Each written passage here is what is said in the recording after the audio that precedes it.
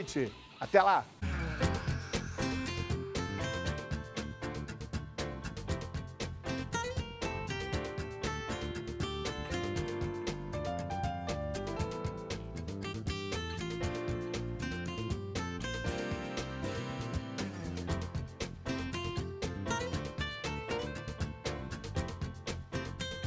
Olá, muito boa tarde.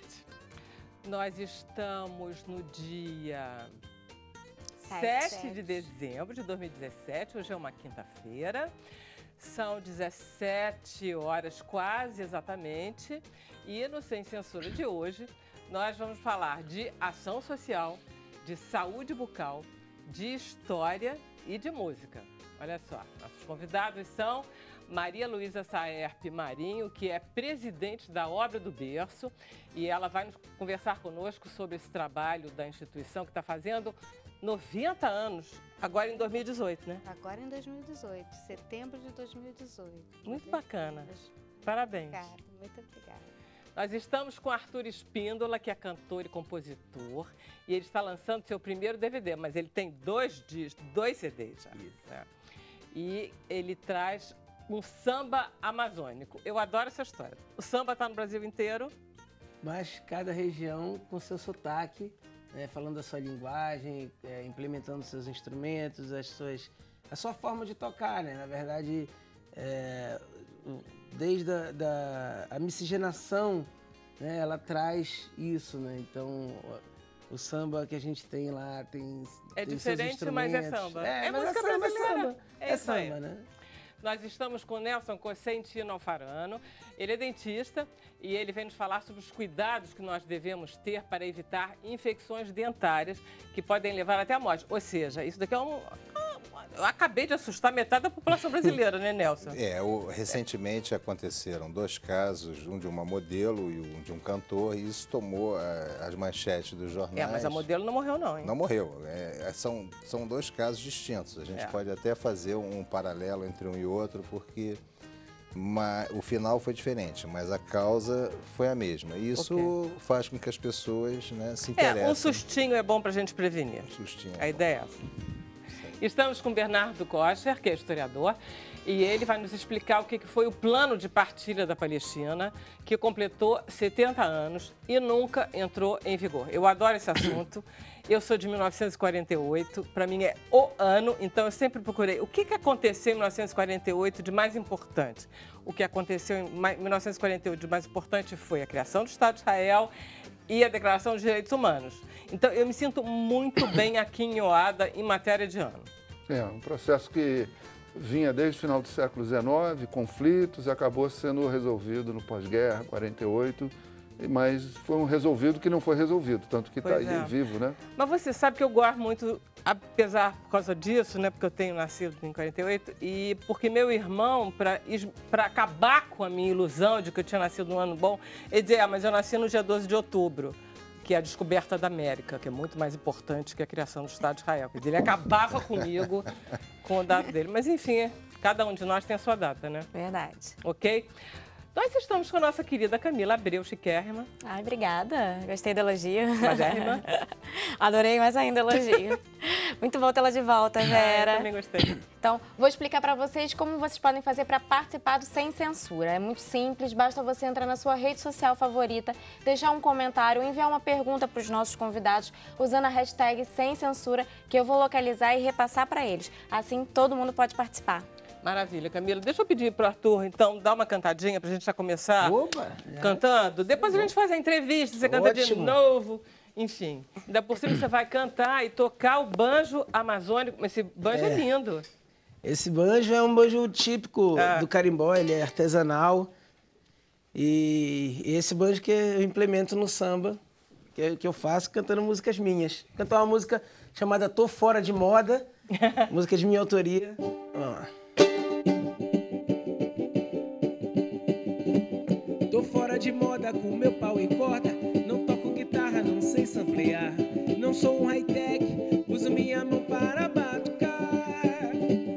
Não uso efeito, esse é um defeito, arranje um jeito de me censurar. Meu samba eu mando no gogó e ninguém vai mudar. Eu não faço faço samba num software. Meu samba tem notas dó, sol, lá, mi, ré. Eu não sou ruim da cabeça, nem doente do pé. Me deixe tocando aqui o meu pandeiro, o meu curimbó, o banjo e o surdão. Meu som pode não ser moderno, mas é de coração. Mandei o meu samba na roda e o povo cantou. Essa gente que adora o computador fez um tal de download, o som espalhou. Mandei o meu samba na roda e o povo cantou. E essa gente que adora o computador fez um tal de download, o som espalhou. Tô fora de moda com meu pau e corda, não toco guitarra, não sei samplear. Não sou um high-tech, uso minha mão para batucar. Não uso efeito, esse é um defeito, arranjo um jeito de me censurar. Meu samba eu mando no gogó e ninguém vai mudar. Mandei o meu samba na roda e o povo cantou. Essa gente que adora o computador fez um tal de download, o som espalhou. Mandei o meu samba na roda e o povo cantou. Essa gente que adora o computador fez um tal de download, o som espalhou. Mas muito bacana mesmo. Muito obrigado. Mas muito bom. Volta pra cá que a gente tem que fazer esse programa inteiro para depois já acabar, para ouvir mais você. Vamos lá, Nelson. Aí morreu o garoto. Morreu o Morreu o cantor. Dominó com 40 anos de uma infecção generalizada a partir da infecção dentária. Primeira coisa que eu queria perguntar a você é o seguinte. Está todo mundo hoje em dia, nos hospitais, os médicos falam em sepse. Eu sou da época da septicemia. Não se usa mais essa palavra. Não se usa, se usa ainda? Hoje sepsis, né? Antigamente se falava sepsemia, que era a infecção generalizada. Isso. Né? Hoje você fala sepsis, que é uma reação de infecção, mas que na verdade não é uma reação da infecção. Quando as bactérias chegam à corrente sanguínea e se difundem pelo corpo, por todos os órgãos, o organismo provoca uma inflamação violenta para tentar se defender disso, né? Então, essa inflamação violenta, como resposta do organismo, dos mediadores químicos, faz com que os órgãos parem. E a gente até escuta, muitas vezes as pessoas falam, morreu de falência múltipla dos órgãos. Isso. No caso, seria exatamente isso. Tá, maravilha. Vamos ao caso da menina. É que eu te falei, são dois casos distintos. Até o final, vamos dizer assim, entre aspas, um final feliz, né? Claro que ela está outro... viva. Quer dizer, é feliz em média, porque ela está cheia de sequelas, né? Mas em relação ao outro caso foi mais triste, né? E quando essas coisas acontecem, as pessoas se motivam a se interessar pelo assunto, a querer saber tudo isso, né? Em relação a ela, só para te perguntar, para acabar com as dúvidas primárias, ela tinha um canal tratado há 6 anos e aí estourou. Ou seja, uma bactéria é possível ficar fazendo estragos no nosso organismo durante 6 anos e de repente, Eu não posso te dizer, porque eu não sei, assim, a gente acompanhou o caso pela mídia, Tá. A gente não tem radiografia, não tem um achado clínico, não sei nem qual é o dente, qual foi o dente, mas pelo que eu li ali, o que aconteceu foi que ela tratou um canal e 6 anos depois uma bactéria que ficou alojada, ou seja, o canal não teria sido totalmente descontaminado, eu estou falando pela mídia. Não poderia te dizer isso porque os órgãos, o CRO, que são os órgãos competentes para avaliar. Mas teria passado essa infecção para o seio maxilar. E a partir daí, ela teria se deslocado pela corrente sanguínea para o cérebro, formando um abscesso craniano. Isso é possível. Se você pegar a literatura, você vê que uma das causas de abscesso intracraniano pode ser um foco dentário, entendeu? Agora, existem 2 tipos de infecção.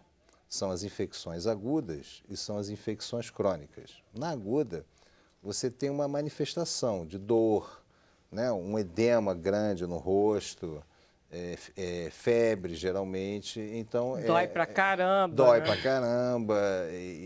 Então, isso faz com que você, né? Assim, o mediador do paciente procurar um socorro é a dor. Né? Porque, na verdade, dor de dente você não aguenta. Você não aguenta. Você vai para a emergência de qualquer lugar. No meio do Amazonas, você vai procurar qualquer um que te tire o dente, que te arranque. Né? Mas já numa infecção crônica, né, muitas vezes você tem uma infecção crônica e a dor, às vezes, é mínima ou não é existente.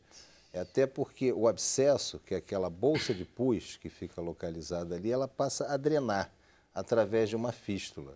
Às vezes você vê uma bolinha na gengiva em que vai secretando aquele pus, né? Então você não tem a compressão das terminações nervosas e praticamente você não tem uma dor. A partir do momento que a imunidade baixa, por alguma razão, você pode tornar aquela infecção crônica aguda e aquilo se disseminar. Né? Isso pode passar despercebido ao profissional? Não, ao profissional não. Ao profissional não. Isso pode passar despercebido ao paciente. Né? O profissional... Mas na medida que ele não se queixa de dor? Não, eu tenho por norma, quando um paciente me procura, às vezes, hoje, os pacientes que procuram muitas vezes o consultório dentário, eles não procuram mais com dor, com problemas. Eles, às vezes, te procuram para fazer uma estética, para fazer um clareamento, para fazer alguma coisa em termos de melhorar a aparência. Então, eu sempre penso primeiro na saúde bucal. Então, eu peço uma radiografia, eu faço um exame clínico e peço uma radiografia panorâmica, que é um exame que, como o nome diz, ela te dá todo um panorama. Até pedir a produção, não sei se pode mostrar, mas é uma radiografia que tem um custo de R$50, R$60 e que você leva no máximo 10 minutos para fazer isso. Então, eu acho que custo-benefício é indispensável. E através dessa radiografia você vê toda a estrutura óssea, você vê as raízes, você vê os canais, você vê os seios da face. Então você tem uma ideia geral de tudo aquilo que está acontecendo. Você passou para a produção essa Passei, não sei se é possível mostrar. Enfim, se a gente tiver, a gente mostra, se não for agora, no outro bloco. Mas eu passei aí essa radiografia, tem um custo muito barato, é um exame muito simples, muito fácil. A quantidade Rede pública não faz não, né? Olha, até os planos de saúde pagam. Apesar dos planos de saúde pagam, a rede pública faz. Eu acho que faz. Isso por norma nos Estados Unidos, na Europa, isso é feito até no consultório. Você chega ali, a primeira coisa que você faz é isso, para que você tenha até uma documentação, um histórico do paciente. Porque se ele fez um canal como aconteceu, fiz um canal há 6 anos. O paciente não sabe como é que está o estado daquilo. Não, se ele, sobretudo, não se queixa. Não se queixa. Não tem... Então, com essa radiografia, você consegue perceber se existem infecções crônicas, se existem algum problema de fratura de raiz, algum problema de canal, né? E a partir daí, se existir alguma coisa, você pode pedir um exame mais apurado, que seria uma tomografia. A gente está com a radiografia, então a gente pode passar e aí você fala, isso é uma radiografia, isso é uma radiografia panorâmica. Então, olha só, uma radiografia panorâmica, né, em que você observa ali todos os dentes, você consegue observar a parte óssea, você consegue observar os canais. Por que é diferente o dente que está para fora e a raiz que está quase transparente? Eu não entendi. O dente que está para fora... Não está mais branquinho o dente? É porque são coroas, são restaurações metálicas. Então tá, restauração. Né? São restaurações metálicas. E os dentes que têm a raiz com branquinho são tratamentos de canal feito. Entendi. Se você olhar no último dente à direita, você observa uma mancha preta grande ao redor do dente, aquilo é uma infecção crônica. Esse paciente tem isso há anos. E essa infecção já destruiu o osso ali em volta, você vê que está diferente. Tá vendo? Quer dizer, você vê melhor do que eu, certamente. É o último dente do lado direito. Meu curso de radiologia não foi... Embaixo, o último... Não, tudo bem, mas aí com isso você vê... Então, um exame simples, um exame extremamente barato, né? Então, e que te ajuda. E que te diz tudo. Quer dizer, bom, então a primeira coisa que a gente tem que fazer é essa cirurgia. Eu acho, porque às vezes o paciente ele vem para fazer um clareamento, mas você descobre coisas que ele nem sabe que tinha. Eu sei disso. Bem... E vamos então à prevenção da infecção como um todo, já que é um risco real. O que a gente pode fazer, além da radiografia, que pode ser analisada por um profissional, nós leigos aqui, só escovar dente mesmo? Mas hoje, né, quando você fala escovação, é uma parte da higiene oral. Né? Hoje você tem uma higiene oral um pouco mais complexa. Você tem o fio dental, você tem os raspadores de língua, você tem os enxaguantes bucais, né? E agora, mais modernamente, estão sendo lançadas escovas ultrassônicas.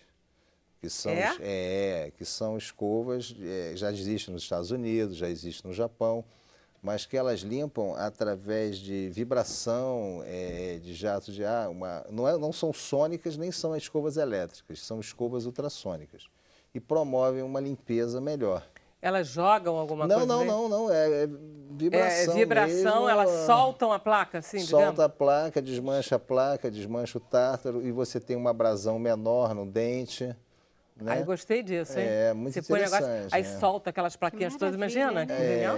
É uma revolução em termos de escovação de dente. Deve custar uma fortuna ainda. Não custa uma fortuna, até porque você troca a ponta, família, você pode trocar aquela pontinha e usar... Como é que era o nome daquele aparelho que jogava água? Waterpik. Waterpik. Aquilo era também muito... saiu de moda. Porque não substituía o fio dental, tinha uma eficiência maior, acabava sendo um complemento do fio dental. Posso lhe fazer uma pergunta? É verdade que hoje em dia, por exemplo, se uma criança chega, ou um adulto que seja, com uma cárie no seu consultório, o senhor não diz assim, uma cárie, vou esburacar tudo, Não é verdade, não se faz mais isso, é? Não, você tem que tentar orientar, porque o nosso país é um país que a gente vem da cultura do açúcar, né? Não, eliminamos o açúcar das nossas vidas. Ninguém aqui come açúcar. Historicamente, eu tive filho, a mãe era odontopediatra e quando a gente chegava nas festinhas da escola, era sacos de bala. Então, infelizmente, a nossa cultura, né, é uma cultura muito voltada para bala, para açúcar, essa coisa. E o açúcar é o maior alimento das bactérias. Elas adoram. E a gente sabe que as bactérias é que causam a cárie. Então, a gente não tem o hábito de frutas, de merenda de fruta, né? As crianças não gostam, elas preferem outro tipo de alimento. Mas se a gente, por exemplo, eliminar açúcar, por exemplo, açúcar até meio-dia, a partir de meio-dia é proibido o açúcar, melhora, porque chegar de noite dá para... Eu sempre acho que a melhor prevenção, né, é a higiene, porque o custo é mais barato. O que é? Um fio dental, é uma escova de dente, uma pasta de dente. Então, se você tiver uma boa higiene oral, né, você pode até comer açúcar e em pouco tempo fazer a sua higiene, e o custo é barato e a melhor forma de você prevenir qualquer problema. Maravilha. A gente vai esperar que os telespectadores nos iluminem com suas dúvidas opiniões. Vamos lá, Bernardo. Vamos, então, a essa data comemorativa da partilha da Palestina. Vamos lá. Bom, a partilha ela é produto de um conflito. E o conflito foi gerado por uma migração, né, de pessoas que saíram da Europa, os judeus, né, reivindicaram, na época dos nacionalismos, né? Na Europa tinha países que estavam dentro de outros países, né? O Império Austro-Húngaro tinha 12 ou 13 países, todo mundo reclamando, né? E assim por diante. E outros tipos de nacionalismo, disputas por colônias, enfim. Tudo isso a gente sabe que deu no Holocausto, na guerra, coisa e tal. Eles migraram e encontraram uma população nativa, mas o desespero e as orientações que eles foram desenvolvendo foram no sentido de negar aquela existência daquela população nativa e dizer, essa terra é nossa porque nós saímos daqui há milênios, coisa e tal, temos o direito histórico de reivindicar, né, essa terra. Então eles foram migrando, criando conflitos, né, conflitos graves, os países árabes foram criando identidade também, foram eles também se libertando do Império Turco-Otomano, aquela área estava dominada pelo Império Turco-Otomano, os ingleses precisavam daquela área para alcançar a Índia, que era uma grande colônia, né? Grande fonte de riqueza, de mão de obra e do exército colonial inglês vinha da Índia, né? Então tudo isso acabou gerando uma população estrangeira, oprimida na Europa, mas ali libertada, e a população nativa impressionada entre uma série de forças externas, né, que nunca conseguiam se resolver. E acabou que, entre muitas discussões, muitos conflitos, atritos que foram crescendo com a migração de judeus, foi feita a partilha. E a partilha dá a impressão de que foi feita justiça. Partilhou, dividiu. Pelo que eu estava vendo, no final da Primeira Guerra, quer dizer, o fim é o começo do fim do Império Colonial da Inglaterra, né? E aí a Inglaterra disse, não quero mais esse problema aqui não. Eu vou dar final da Segunda Guerra. No final da Segunda Guerra, né? Porque na na Primeira Guerra ela pega o controle da... no final da Primeira ela pega o controle da Palestina, né? Ganha o mandato da Palestina. Então, como pegou de vários outros lugares também, a divisão do mundo. No final ele pegou, dividiu-se as colônias alemãs, coisa e tal. Então a Inglaterra foi realmente o ator internacional mais próximo, antes dos Estados Unidos, e acabou, a situação foi dividida. Bom, criou-se um Estado de Israel e o Estado palestino, que não tinha nome. Bom, o Estado de Israel tinha mais da metade da população era muçulmana, de árabes. E o Estado palestino tinha 7% de judeus. Então o Estado de Israel ganhou, que eles só tinham 7% da área até a partilha, eles ganharam 50%. É uma injustiça que os árabes locais, os países árabes em volta, que estavam se libertando, tornando-se países independentes, viram ali, bom, eles estão querendo recolonizar de novo. Isso. Né? E aí o que houve? Houve conflito, o Estado de Israel muito hábil, muito organizado, conseguiu, a Primeira Guerra de 48, expandiu o território, depois a de 67, expandiu ainda mais o território, e a população palestina foi abandonada pelos árabes, foi abandonada pelos Estados Unidos, enfim, acabou criando esse caos humano que é a Palestina, dentro e do lado do Estado de Israel, é uma engenharia social ali. Quer dizer muito... que, na verdade, a criação do Estado de Israel significou, no dia seguinte à criação do Estado de Israel, uma guerra entre árabes e judeus. Né? Entre árabes e judeus. Uma guerra muito complexa, porque alguns árabes estavam apoiando até mesmo Israel secretamente, o rei da Jordânia. A Rússia, a União Soviética, apoiou o Estado de Israel, porque era contra a Inglaterra e promoveu... a entrega de armas tchecas, que teve um papel fundamental para o exército de Israel. Depois a União Soviética mudou de posição. Enfim, a população palestina ficou ao sabor dos acontecimentos, né?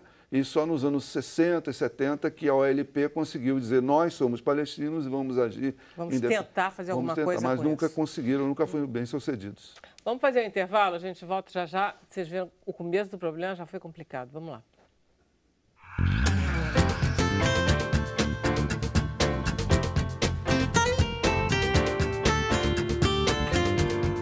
Estamos de volta com o Sem Censura. Camila, querida. Temos uma pergunta aqui do Jorge Luiz. Ele pergunta, podemos abordar a miocardia bacteriana com origem periodontal? Meu pai foi acometido por ele e veio a óbito em decorrência dela, por resistência ao antibiótico que nenhum funcionava. Tradução. Não, o que acontece é quando você tem uma infecção na gengiva, né, a gengiva ela é altamente irrigada. É altamente vascularizada. E a corrente sanguínea, através da corrente sanguínea, você pode ter um deslocamento. Se você não debelar essa infecção, se você não tratar essa infecção, você pode, através da corrente sanguínea, disseminar essa infecção para outras partes do corpo. No caso, é uma relação muito próxima com o coração, que é o endocárdio, que é o tecido que reveste o coração. E essas bactérias se alojarem ali e dá problemas de válvula, e isso leva realmente a óbito. Mas os antibióticos de hoje, eles respondem a isso. Ou os pacientes que já têm problemas de válvula, que já têm problemas cardíacos, antes de serem submetidos a um procedimento cirúrgico, a um procedimento em que vá se abrir uma porta de entrada em relação à corrente sanguínea, você, 1 hora antes do procedimento cirúrgico, né, ou da intervenção que você vai fazer, você dá... de intervenção... uma extração dentária, uma raspagem, qualquer coisa. Enfim, qualquer procedimento que você vai abrir uma porta de entrada, que você vai ter contato da saliva com a corrente sanguínea, porque a boca ela é extremamente repleta de bactérias, a gente tem uma flora bucal. Então, você, 1 hora antes desse procedimento, você dá 2 gramas de antibiótico para que o paciente fique coberto e que ele não venha a correr o risco de ter uma endocardite bacteriana. Entendi. Ok. Vamos então para Brasília, que a Karina Cardoso vai falar conosco. Oi, Karina. Oi, Vera, tudo bom? seguinte, eu não posso deixar de falar do anúncio, né, feito ontem pelo Donald Trump sobre o reconhecimento de Jerusalém como capital de Israel e também a transferência da embaixada americana para lá, que tem gerado aí uma polêmica e tanto no cenário internacional. Bom, a ONU criticou essas medidas unilaterais relacionadas à questão e afirmou que Jerusalém deveria ser reconhecida como capital tanto de Israel quanto da Palestina. Bom, vários representantes internacionais também criticaram a atitude de Trump, como, por exemplo, o presidente da França, o secretário-geral da Liga Árabe, também o ministro do Exterior da Jordânia e o vice-primeiro-ministro turco. Também 8 países pediram com o Conselho de Segurança da ONU até o final dessa semana para discutir essa questão polêmica, né? E algumas consequências do anúncio de ontem também já causam muita preocupação. Por exemplo, a República Tcheca anunciou que também vai transferir a sua embaixada para Jerusalém. O Hamas, que é um movimento islâmico armado de atuação política, chegou a convocar hoje uma nova intifada. Para quem não sabe, é o termo utilizado para fazer referência à revolta palestina contra a política de expansão do governo de Israel. E hoje também palestinos tomaram as ruas da Cisjordânia e da faixa de Gaza num grande protesto, ou seja, né, muita coisa ainda deve acontecer e é sobre isso que eu quero aproveitar e saber do professor Bernardo aí no estúdio, se é possível a gente prever outras consequências nesse cenário, como é que fica, né, agora essa possibilidade de paz naquela região entre israelenses e palestinos. Será que dá para ser otimista em meio a essa polêmica? É com vocês, terça-feira eu estou de volta. Maravilha. Professor. Bem, alguns analistas internacionais estão dizendo que a solução de 2 estados, né, uma vez que o Estado de Israel, uma vez formado em 48, logo se expandiu, depois em 67, depois na Cisjordânia, que não era uma área originalmente, mas eles estão fazendo assentamentos, né? Então, essa possibilidade, uma eventualidade, resolução da questão palestina com a solução 2 estados, está encerrada. Teria acabado com esse ato do Trump. A transferência da embaixada para Jerusalém não tem nada de operacional, tem de simbólico, né? E a Jerusalém Oriental, que é administrada ainda por palestinos, está sendo ocupada por Israel. E a transferência da embaixada americana de Tel Aviv, onde estão todas as embaixadas, para Jerusalém, simplesmente é uma carta em branco, é a cereja do bolo para o sionismo, que ganhou um presente, né, ia ganhar em junho, não ganhou por causa dos 50 anos da Guerra dos 6 Dias, quando Jerusalém foi tomada dos árabes na Guerra dos 6 Dias, mas fez-se agora na data do aniversário da partilha da Palestina. Então foi politicamente, simbolicamente direcionada, e o que isso representa? No meu entendimento, é a doutrina Trump, né, que está sendo formada, né? Desde o presidente Truman, os presidentes americanos têm as suas doutrinas. A doutrina Truman era de contenção da Guerra Fria. A doutrina Carter era de petróleo no Golfo. A doutrina Bush da guerra preventiva. A doutrina Trump, ele não botou nome, mas eu acho que é isso que ele quer. Ele quer chamar a guerra, né? Ele está provocando, né? Ele está se armando para a guerra. Para a guerra, eu acho que é isso. Pelo que eu estava lendo hoje, na partilha da Palestina, nesse famoso dia de 70 anos atrás, Jerusalém ficou como um lugar internacional, ou seja, com uma gerência pela ONU própria. Ou seja, a parte de Israel é uma, a parte dos palestinos é outra, mas como Israel tem um peso simbólico para essas 3 religiões que estão ali, ficaria um território internacional. A Cidade Velha, onde tem o Velho Templo, onde tem o Muro das Lamentações, ela ainda está na parte de Jerusalém ocidental, né? Oriental. Uhum. Então, quem está ocupando toda essa Cidade Velha? Essa parte do templo está sob controle de Israel. E na parte mais adiante, Israel está fazendo os assentamentos, eliminando a população árabe, despejando, proibindo que quando vá para viajar para fora não pode voltar, está diminuindo a população. Professor, nós estamos há 70 anos com uma situação de fato que não se resolve. Os Estados Unidos sempre teve papel preponderante nessa história como o único país com possibilidade de negociar, de pôr os 2 contendores na mesa. E ele está há 70 anos indo de um lado para o outro, Porque a gente sabe da importância da colônia judaica nos Estados Unidos. Esse é um dos fatores, né? Tem mais judeus nos Estados Unidos que no próprio Estado de Israel. Não, o dinheiro que chega dos judeus americanos ao Estado de Israel é um dos mantenedores do Estado de Israel. O Estado é uma incógnita, ele não tem uma economia que se autossustente para o nível de atividade militar que ele mantém. Exatamente. Então, é uma atividade subsidiada, né? É transferência Agora, nós sabemos que mesmo que o Trump seja uma pessoa enfim, eu não vou discutir, porque senão a gente começa a chamar o Trump de louco. E eu acho muito perigoso chamar um chefe de Estado eleito de louco, porque ele tem um establishment atrás dele que faz com que ele haja em bloco. Ele não é sozinho. Sim, né? sim. O Hitler era um louco, mas fez o que fez, né? A ideia de achar que os Estados Unidos possam entrar em guerra ou possam deflagrar uma guerra nessa região não é um pouquinho... Não, ali a guerra é terceirizada, né? Ali ele põe os atores para brigar entre eles, e ele, a partir do Vietnã, e depois da experiência da Somália, então ele tem uma estratégia, né? Ele está chamando para a guerra no sentido de provocar para que os atores venham para o cenário para justificar o complexo industrial militar, para justificar o grande número de tropas. É um Estado militarista. Eu posso fazer uma pergunta? Em relação a todo o aspecto Estados Unidos-Rússia, com esse acordo entre o Putin e o Donald Trump, o que o Donald Trump não estaria fazendo seria dizer assim, acabou a Palestina aqui, porque eu tenho a força e eu tenho os aliados necessários. Vocês acabaram aqui. Me dá mais a sensação do que provocar uma guerra, porque me dá a sensação da Palestina não ter nenhum aliado, de fato. De fato, não tem. Essa ideia de guerra que eu falei é uma guerra onde não precisa ir para a guerra, mas sim manter a corrida armamentista em alta, né? É uma atitude belicosa que bypassou a diplomacia, desprezou os interesses dos palestinos, que há 20 anos, 22 anos, essa decisão de transferir a capital para Jerusalém foi tomada pelo Congresso. E nenhum presidente americano, o Clinton, o Bush, o pai, o Clinton, o Bush e o Obama, nenhum deles tomou essa providência. A cada ano renovava a situação tal como estava até hoje. E o presidente Trump resolveu cancelar essa situação. Quando ele fala em entrar em guerra, o mundo árabe é rebelde à dominação americana.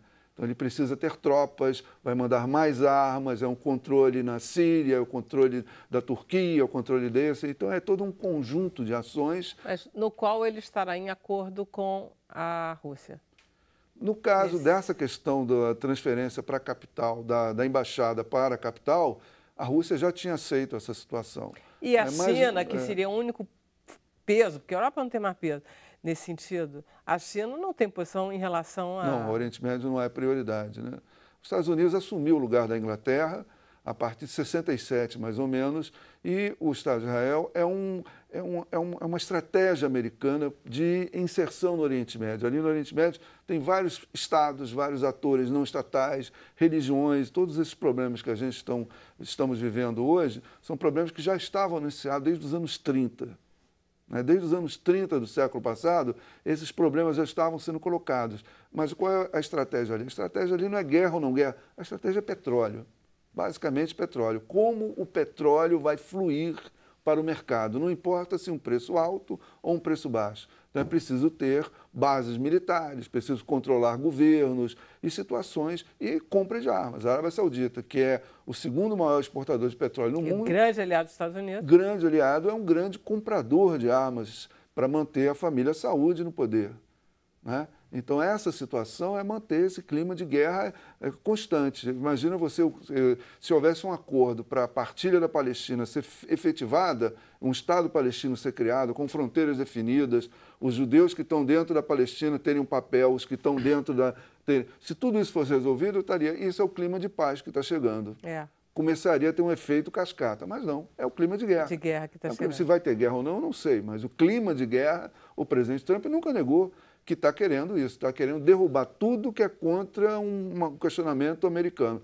não é só na Palestina, também na Venezuela já está apertando os parafusos para tirar o presidente Maduro. Já há algum tempo já está fazendo isso. Vamos deixar a Venezuela para um outro dia. Para outro dia, então, mas é mostrar que a política americana não é brincadeira, proativa, né? é proativa e é belicosa na mão do presidente Trump, é declarada e escancaradamente belicosa. Obrigado, professor.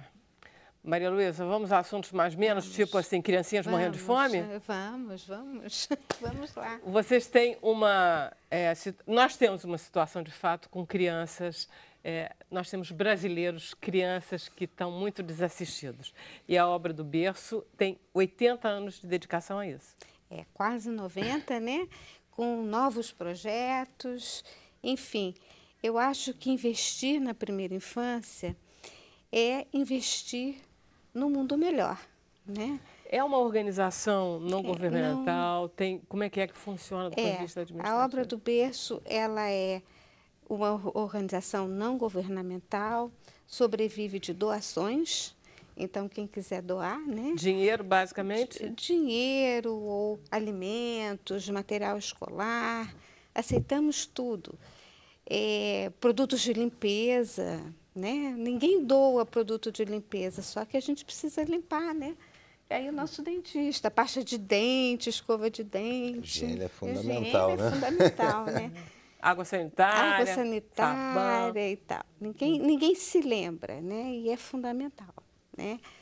E a obra do Berço, ela chega aos 90 anos com muitos projetos. Projeto de uma construção de uma horta urbana, né? Então, um projeto do Oscar Niemeyer. Vamos contar a história, porque a história da obra do Berço é muito bonita. Eram duas senhoras de sociedade, coisa assim bem típica dos anos 20, caridosas, com boas intenções, preocupadas com as crianças. Isso mesmo. E aí elas diziam, o que fazemos? Vamos fazer... São tias-avós suas, São não é minhas isso? tias-avós, isso mesmo. Então, eles se juntaram com uma freira, né? A ideia partiu de uma freira do Colégio Sion, de ajudar aquelas mães que trabalhavam nas casas de família a criar seus filhos. Então, nasceu a obra do Berço. Nasceu em Laranjeiras e depois, em 1932, a senhora Darcy Vargas doou um terreno na Lagoa para construir. Olha, tem um terreninho vagabundinho lá, assim, que não vale nada. Pega aquele terreninho ali. Isso é. E aí a minha tia, que ninguém conseguia dizer não para ela, né? Ela pedia tudo e todo mundo dava.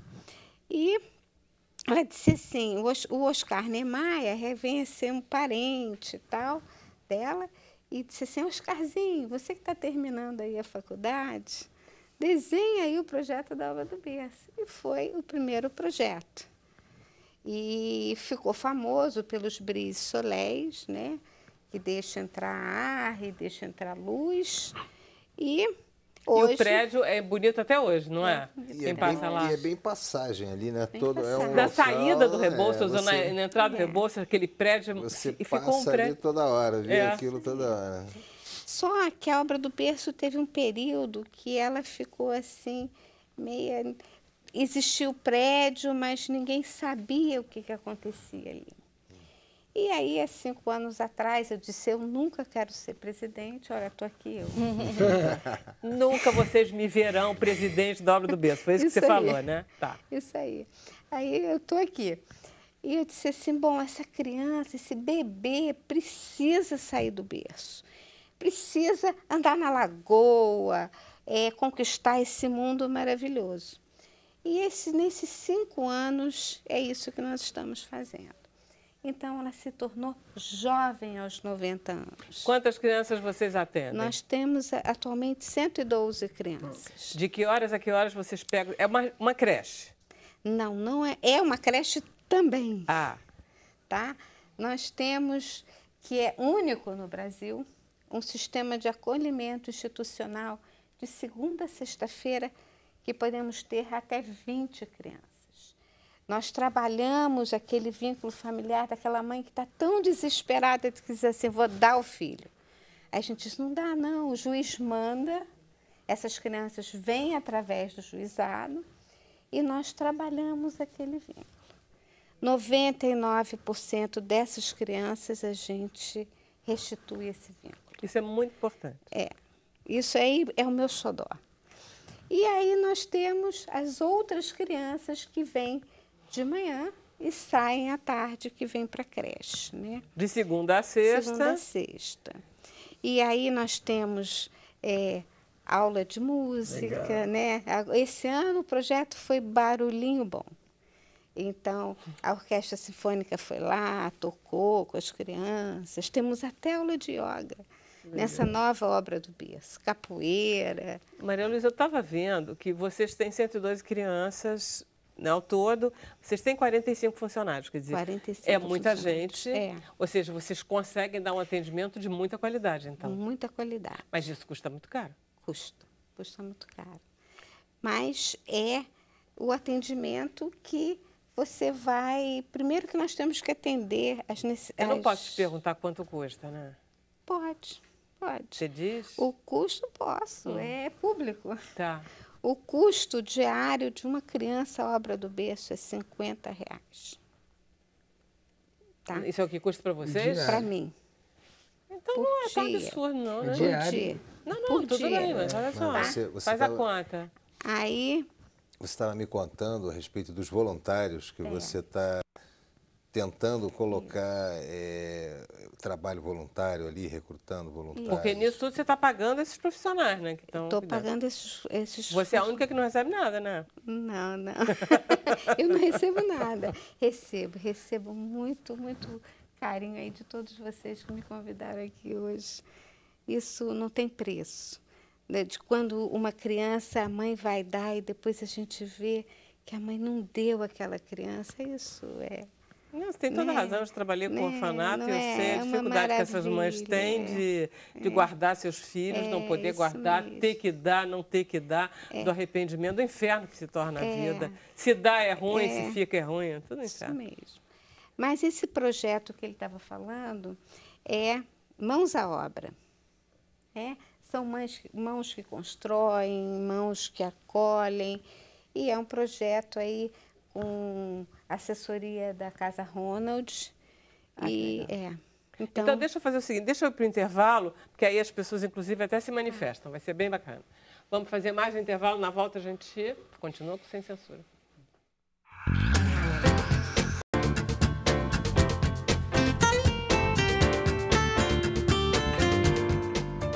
Voltamos com Sem Censura, Camila. Tem uma pergunta aqui da TT Andrade, perguntando como pode ser voluntário e qual é o critério. Bom, é só ligar para a Obra do Berço, marcar com Yasmin, que é coordenadora dessa equipe de voluntário, e dar as suas mãos. Vamos lá. Mãos à Obra do Berço. Então, dá o telefone. Isso. O telefone é 2539-3902. Tá, okay. E você tem um site? Temos. A Obra do Berco, RJ, @org.br. Tá, mas agora só. Além disso, se eu quiser contribuir, além de... Por exemplo, se eu quiser dar todo o material de limpeza, eu ligo para esse telefone ou vou para o site. Aí. Mas não tem os amigos para dinheiro? Tem os sócios da Obra do Berço, que cada vez o número de sócios é menor. E então as pessoas preferem entrar no site da Obra do Berço e fazer aquela doação pontual. E tem as doações de alimentos, de roupas que as pessoas passam, ouvem as campanhas, né? E é isso. Você acha que está faltando o quê para você conseguir atingir uma meta de atender mais crianças e ter mais dinheiro? Eu acho que dinheiro, né? Infelizmente, mas né? Uma mobilização da população, né? Vamos mudar o mundo, vamos ajudar a Obra do Berço e as outras instituições, né? Você tem que fazer a Obra do Berço ser mais conhecida Ser mais também. Conhecida, Eu espero que a gente tenha, né? Vocês ajudaram a beça. Ajudado. Se não, você volta aqui e a gente continua batendo nessa tecla. Isso mesmo, muito obrigada. Obrigada a você, Maria Luísa. Parabéns por esse trabalho. Obrigada. Vamos lá. Então, Conta pra mim desse seu programa de televisão. Fiquei mais interessada no programa do que no cantor. Olha, genial. Vocês não gostaram do samba amazônico? Muito bom. O Amazônia Samba é o meu xodó. Primeiro, muito obrigado. Bom que vocês gostaram. Gostamos de verdade. Fiquei feliz de saber. O Amazônia Samba surgiu a partir do momento que eu descobri que o Toninho Nascimento, por exemplo, que hoje é aniversário dele, é um grande compositor brasileiro, compôs Conto de Areia, A Deusa dos Orixás, junto com o Romildo. Quando eu descobri que ele era paraense e tinha feito tantos sucessos, tantas obras do samba, eu fiquei tão orgulhoso, falei, eu quero que as pessoas aqui também sintam esse orgulho, né? É engraçado, né? Eu estava vendo isso. Você, por exemplo, descobriu que o autor de Andança da Beth Carvalho, um deles, né, que é o Edmundo Souto, um dos autores aí, Chico da Silva, que é um grande sambista de Parintins, autor de Sufoco, que Alcione gravou, junto com um santareno, que é de Santarém, lá do Pará, que é o Antônio José. E aí fez Pandeira Meu Nome, que também Alcione gravou. Vermelho, que, né, do Garantido, que a Fafá também botou no mundo. E quando eu percebi, Chico da Silva com uma carreira incrível, uma história linda, vendeu mais de 400 mil LPs e tal, foi acometido por uma doença, voltou a Manaus e viveu um grande artista incrível. Falei, gente, eu preciso contar para o mundo a história desses caras e tal. Isso tudo você lá em Belém? Isso lá, E aí você... Na verdade, contar para o mundo, porque o mundo, em geral, do samba, sabe quem são essas figuras, né? É mais contar pra gente lá, né? Pra Amazônia, pra gente... Pra se autovalorizar um pouquinho, né? Se autovalorizar. Isso aumenta a autoestima do próprio sambista que tá trabalhando lá, vivendo lá, né? Trabalhando... Poxa, olha, a gente tem uma história, assim, né? de samba pregressa muito bacana. E, assim, nessa situação, eu criei o programa e deu super certo. A gente, por exemplo, tem um grupo lá, o Grupo Manga Verde, nos anos 80, 90, eles ganharam disco de ouro. Ganhar disco de ouro no Brasil inteiro, o cara ia para programas de televisão, fazia aquela... Imagina ganhar disco de ouro vendendo só no Pará. Então, você vê a noção, tem a noção de quanto o samba tem uma história importante, né, na Amazônia. E a gente fez a primeira temporada do programa, fomos para um cenário bem bacana, com a cara da Amazônia, um igarapé atrás, foi lá na Terra do Meio. E entrevistei esses compositores, né? Muitos deles moram no Rio, o Chico mora em Manaus. Entrevistei, remontei o Grupo Manga Verde de novo, que eles já se separaram, né, ao longo do tempo, o Grupo Luz e Sombra. A Dona Onete participou mostrando ela teve aqui. O samba. Ela teve aqui, mostrando o samba da Pedreira, que é o que o pessoal carinhosamente apelidou de o bairro do samba e do amor, né? Então você já. E aí ela comenta os sambas, enfim. Nessa situação a gente fez a primeira temporada, foram 12 episódios. Eu apresentei a ideia original do conteúdo para a TV Cultura do Pará. TV Cultura, né? A TV Cultura do Pará, que comprou a ideia e entrou com parceria comigo, e a gente começou a exibir lá, isso ainda em 2016. Quando foi em 2017 agora, a TV Cultura de São Paulo retransmitiu para todo o Brasil e está aí no ar, toda segunda-feira ainda está passando, toda segunda-feira, 7h30 da manhã, com reprise aos sábados, 7 da manhã. Mas, na verdade, a gente vai no YouTube, pega tudo isso, tá tudo no YouTube também. Não, porque isso é que é bacana, porque a gente pode ver. Você falando isso aqui, eu vou lá no YouTube. Já tá todo disponível na internet. Uma coisa muito interessante, a segunda temporada que a gente já está produzindo, cresceu.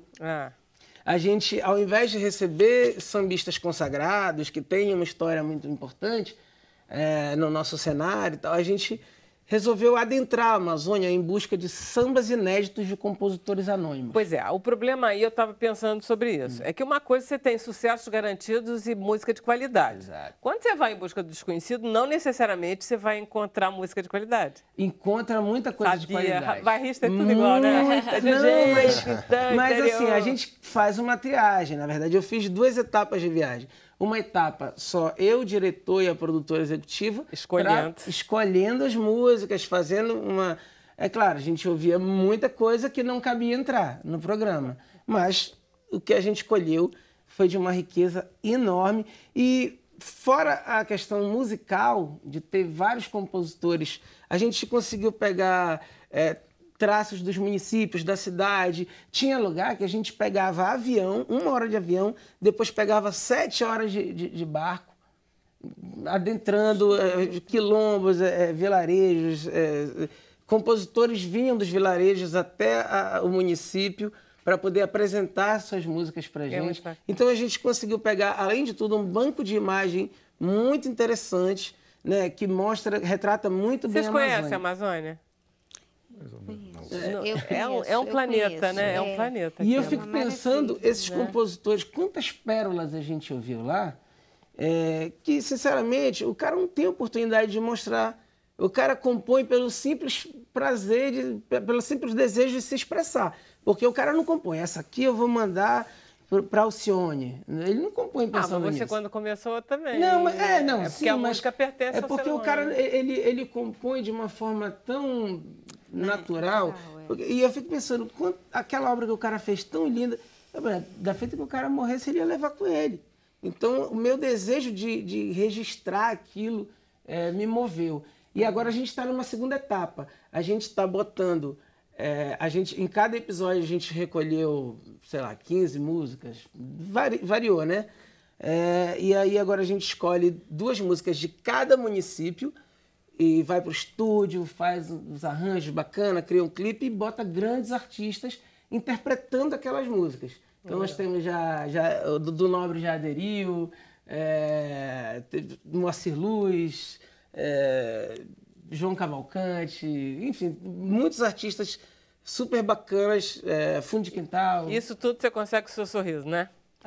Olha só, agora conta do seu DVD. Você tem 2 CDs gravados, né? E verdade, tem esse DVD aqui. Na verdade, eu tenho um CD gravado e esse o DVD. DVD que também tem a Spotify, Deezer, iTunes, né? Tem um desdobramento para...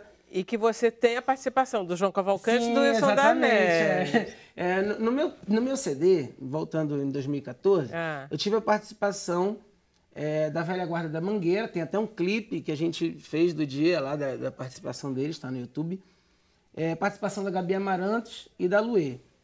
Já no DVD, eu tive a participação do grande mestre Wilson das Neves, que foi uma honra imensa ter cantando comigo. Do João Cavalcante, que é um dos caras que eu mais admiro no samba, assim, dessa nova média geração, né? Maravilha. Então, deixa eu fazer o seguinte, senão a gente vai acabar não conseguindo acabar. O pessoal quer ouvir você de novo. Sim. Então, o que você vai cantar pra gente? Eu vou cantar Tempo Deus. Que com seu banjo de novo, mas que faz parte do DVD?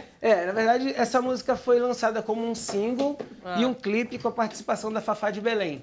Ah, tá. Olha só, deixa eu só me despedir do pessoal de casa para passar para você o som.